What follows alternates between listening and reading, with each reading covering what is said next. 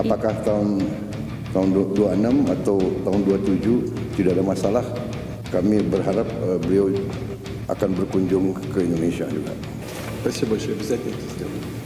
Terima kasih, saya akan datang. Jangan ke India saja. Не только же в Индию вам летать. Oke, dua kabar manjos, yang satu mantap dan yang satu lagi agak panas nih bos. Nah, yang pertama kabar mantapnya nih, datang dari hubungan Rusia-Indonesia yang kini kembali terjalin semakin rapat. Pak Prabowo datang lagi ke Rusia menemui Vladimir Putin. Mereka mendiskusikan banyak hal, mulai dari kerjasama industri perdagangan, militer hingga nuklir. Pak Putin bahkan menawarkan pakar nuklirnya untuk didatangkan ke Indonesia, dan Pak Prabowo bahkan mengundang Pak Putin ke Indonesia, dan Pak Putin menjawab tegas, saya akan datang. Nah loh, mantap jos nih. Lantas, kerjasama apakah yang bakal mereka geber? Kapan Pak Putin datang ke Indonesia? Dan apa saja tawaran Putin untuk Indonesia? Setelah ini kita kupas.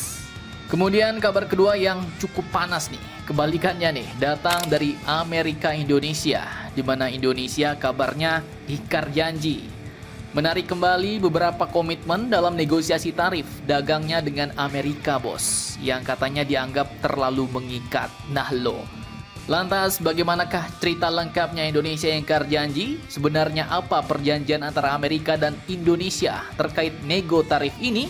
Penasaran beritanya? Cus, mari kita kupas berita lengkapnya satu per satu bosku.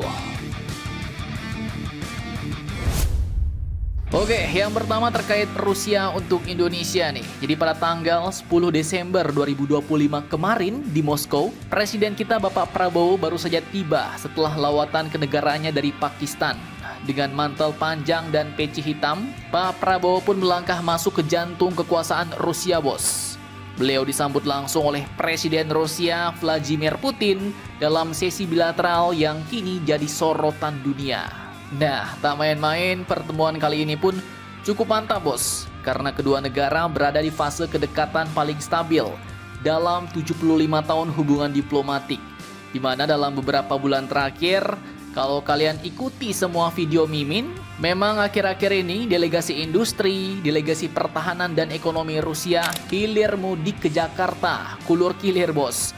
Dan di Moskow, Putin kini mengakui bahwa hubungan RI Rusia berkembang secara konsisten dengan perdagangan yang meroket 17% hanya dalam 9 bulan pertama di tahun 2025. Mantap jos. Nah, namun momen yang paling menyita perhatian terjadi ketika Pak Prabowo dengan gaya lugasnya menyampaikan undangan khusus kepada Pak Putin. Pak Prabowo katakan, "Yang mulia Presiden Putin, saya ingin mengundang Anda berkunjung ke Indonesia tahun 2026 atau 2027 tidak masalah. Yang penting jangan hanya ke India saja," ujar Pak Prabowo sambil tersenyum. Jangan ke India saja. Не только же в Индию вам летать. Ruangan pun penuh dengan tawa ringan. Putin menatap Prabowo dan memberikan jawaban pendek namun tegas bos. "Terima kasih, saya akan datang," ucap Pak Putin. Nah loh, jawaban itu pun menjadi headline di berbagai media bos. Meski tak menyebut tanggal pasti, namun di sini Putin telah menyeratkan kesediaan kuatnya. Indikasi bahwa Rusia melihat negara kita sebagai mitra strategis yang harus dikunjungi langsung oleh seorang presiden Rusia. Tak cuma itu, Vladimir Putin juga mengucapkan bela sungkawa atas bencana banjir dan longsor besar di Sumatera. Gestur yang makin mempertegas kedekatan emosional dan politik kedua negara bos. Dan kemudian, tak cuma itu, mereka juga membicarakan nuklir, militer, dan aliansi dagangnya yaitu BRICS. Nah, bagaimanakah itu? Oke, jadi masih ada sumber-sumber yang sama. Selain diplomasi politik, inti pertemuan Prabowo-Putin juga adalah kerjasama energi, pertahanan, dan industri strategis, bos. Dan disinilah agenda Indonesia untuk lompat lebih jauh dimulai. Vladimir Putin secara terbuka menyatakan kesiapan negaranya untuk membantu Indonesia membangun PLTN pertamanya.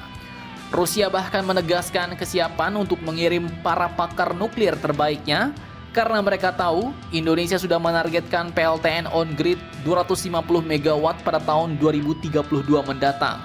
Di mana teknologi yang dipertimbangkan pun antara lain yaitu ada SMR alias Small Modular Reactor, kemudian HTGR hingga thorium.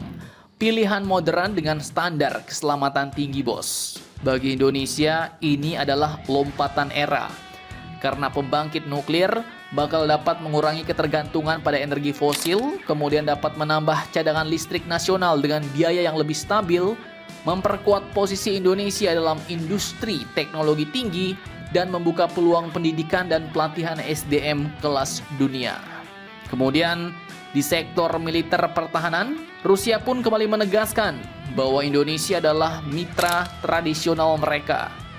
Selama ini banyak perwira Indonesia menempuh pendidikan militer di Universitas Rusia, dan Putin siap memperluas pelatihan, teknologi, serta kolaborasi teknis lainnya dengan Indonesia. Nah, pertanyaannya, apa implikasinya bagi negara kita, men? Oke, kerjasama bersama Rusia ini ya jelas, bos. Indonesia dapat memperkuat kemandirian alutsista, dapat memperluas akses teknologi strategis, dan meningkatkan kemampuan pertahanan jangka panjang secara signifikan. Kemudian, Rusia juga mendukung penuh posisi kita di panggung global, bos, termasuk sebagai anggota penuh BRICS, serta pembahasan zona perdagangan bebas dengan Uni Ekonomi Eurasia. Ini membuka pintu pasar baru, teknologi baru, dan kolaborasi industri masa depan. Keseluruhan pertemuan di Kremlin ini pun menegaskan satu hal, bahwa negara kita, Indonesia, kini sedang bergerak ke fase baru politik luar negeri, lebih percaya diri, lebih strategis, dan lebih dekat dengan kekuatan global yang siap bekerja sama secara nyata. Mantap, mantap, jos. Oke, lanjut. Kemudian di saat hubungan Rusia-Indonesia semakin akor dengan Amerika, sepertinya kini kesandung-sandung, bosku. Bagaimanakah itu? Nah, kabar panas kini kembali menghentak hubungan dagang Indonesia-Amerika, bos. Kesepakatan super besar yang diumumkan pada bulan Juli lalu, yang digadang-gadang jadi win-win deal untuk kedua negara, tiba-tiba terancam gagal. Nah, karena apakah itu? Jadi media internasional seperti Reuters sampai Financial Times pun kompak menyoroti hal ini, bos. Awal ceritanya sederhana. Jadi pada tanggal 15 Juli lalu, Presiden Amerika Donald Trump mengumumkan sebuah deal besar. Katanya Indonesia bakal menghapus tarif lebih dari 99% barang impor asal Amerika, membersihkan hambatan non-tarif sampai siap membeli energi Amerika sebesar 15 miliar US dollar. Produk pertaniannya 4,5 miliar US dollar, bahkan sampai dengan 50 pesawat Boeing katanya siap dibeli Indonesia. Dan sebagai imbalannya, Amerika pun menurunkan tarif barang Indonesia dari 32% menjadi 19%. Dealnya ini pun digambarkan sebagai kemenangan besar buat industri Amerika, kata Paman Donald waktu itu, bos. Tapi ternyata perjalanan pun tidak semudah itu, Ferguson. Menurut pejabat Amerika, Indonesia disebut mulai menarik kembali beberapa komitmen alias ingkar janji nih. Katanya ada yang dianggap terlalu mengikat, juga ada yang disebut perlu dinegosiasikan ulang.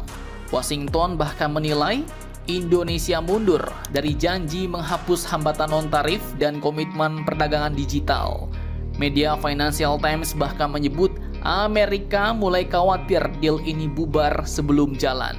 Bahkan belum selesai di situ, Indonesia juga kabarnya menolak klausul racun yang bisa bikin Amerika membatalkan perjanjian kalau Indonesia menaikkan kesepakatan dagang lain yang dianggap mengancam kepentingan Amerika. Nah loh, itu menurut bocoran pejabat Amerika, bos. Namun setelah dikonfirmasi ke pihak Indonesianya, Jakarta pun ternyata bergeming, bos. Pemerintah Indonesia malah menegaskan semua masih dalam proses. Tidak ada masalah spesifik dan persoalan seperti ini adalah hal wajar dalam negosiasi internasional. Nah loh, Indonesia dilawan ya kan? Korea Selatan aja sampai nyerah ya kan? Dah, pertanyaannya kini apakah deal besar antara Indonesia dan Amerika akan benar-benar runtuh atau justru lahir kembali dalam format yang lebih menguntungkan bagi negara kita, Indonesia? Mari kita pantau terus bos, karena drama dagang perlawanan Indonesia terhadap Amerika sepertinya kini baru saja dimulai. Nah, jadi bagaimana menurut kalian tentang hal ini? Jangan lupa komentar, tetaplah kalian barbar dan jangan santuy terus. Demi Indonesia tangguh, salam Indomax Indo Magazines.